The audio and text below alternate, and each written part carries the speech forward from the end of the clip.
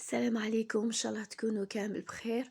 مرحبا بكل المشتركين الجدد، إن شاء الله تعجبكم قناتي ومحتواي. نورتوني وشرفتوني.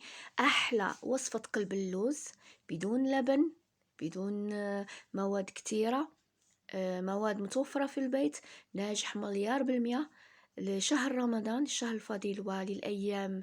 لما لا هذه الأيام جربوه، وإلى عجبكم وصفتي إن شاء الله جربوه لرمضان. نبدأ بسم الله. أعتذر منكم، ما زلت مريضة شوية.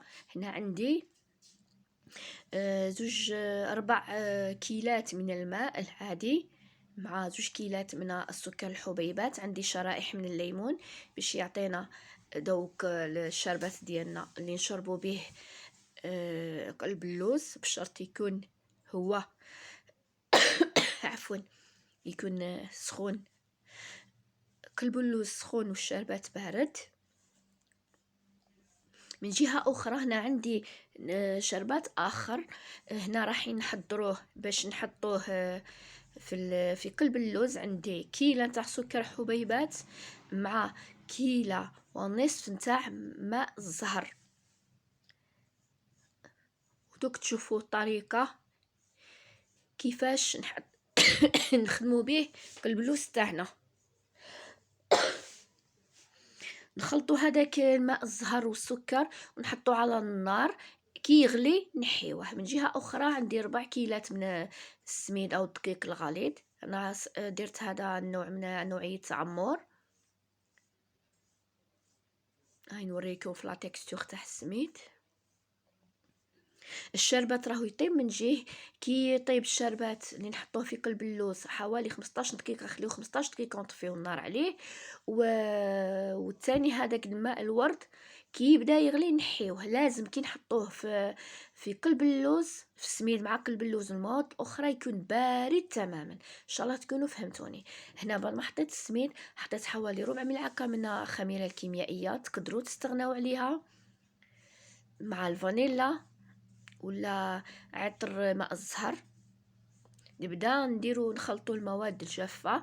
هنا المكون السري هنا ملعقه كاكاو، تعطينا واحد البنه واحد اللون جميل بزاف لقلب اللوز ديالنا. هنا عندي نصف كيلة من السمن، تقدروا ديروا الزيت العادي. نبداو نبسو في قلب اللوز تاعنا. كل حبه لازم نبسوها مليح مليح.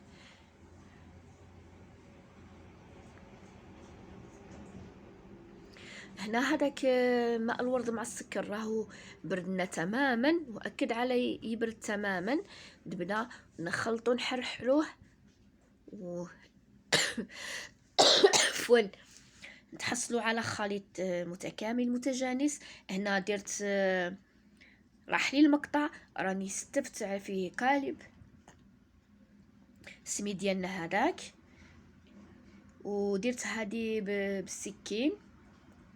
درتو على طبقتين، الطبقه الاولى من بعد حطيت شويه كاكاو ومن بعد زيت الطبقه الثانيه وجوزت عليه غير بالسكين هكذاك فقط، ما نهبطوش السكين لتحت. سمحوا لي المقطع تحدف لي. هنا شبحت فقط بقطع من اللوز اللي عندكم ولا كاوكاو اللي عندكم في الدار. حطيته يطيب حوالي 45 دقيقة 180 درجة.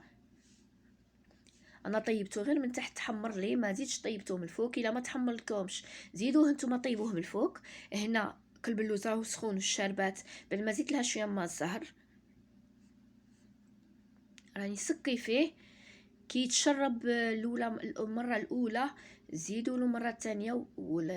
ولاستوس الثاني باش ينجح لكم خليوه يبات ليله كامله وغطيوه ببابي فيلم حتى الغدوه ان شاء الله باش تقطعوه وتستهلكوه. والله واحد قلب اللوز بنين بزاف. دوك تشوفوا ان شاء الله من خلال الفيديو.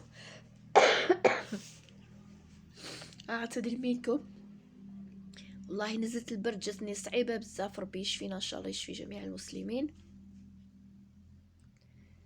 هنا شفتوا باللي تشرب اللي زدت درت الكميه الثانيه. بعد ما بات خليته في الثلاجة ولا فوق البوطاجي كما حبيتو. راني قطعته، والله ولادي كلاوه هبلوا عليه، عجبهم بزاف. وصفة ناجحة 100%. دوك تشوفوا بالملعقة كيفاه جاني مليح ومعسل حتى لداخل، خاصة كي تحطوا هذاك ماء الزهر والسكر بهذيك الطريقة كما فهمتكم. ان شاء الله تكون وصفتي نهار اليوم عجبتكم والخطوات مفهومة. اللهم بلغنا رمضان لا فاقدين ولا مفقودين، ونحاول شاك ندير لكم وصفات بسيطة واقتصادية وموفرة، خاصة مع الغلاء الفاحش. راني نوريكم كيفاش جا. فقط ما تبخلوش عليا باللايك، بالجام، بتعليق جميل باش تطلع القناة. جزاكم الله خيرا. راني فرحانة بزاف ب2000 مشترك، هذا يدفعني باش نبدا المزيد. صلوا على الحبيب المصطفى. السلام عليكم ورحمة الله تعالى وبركاته.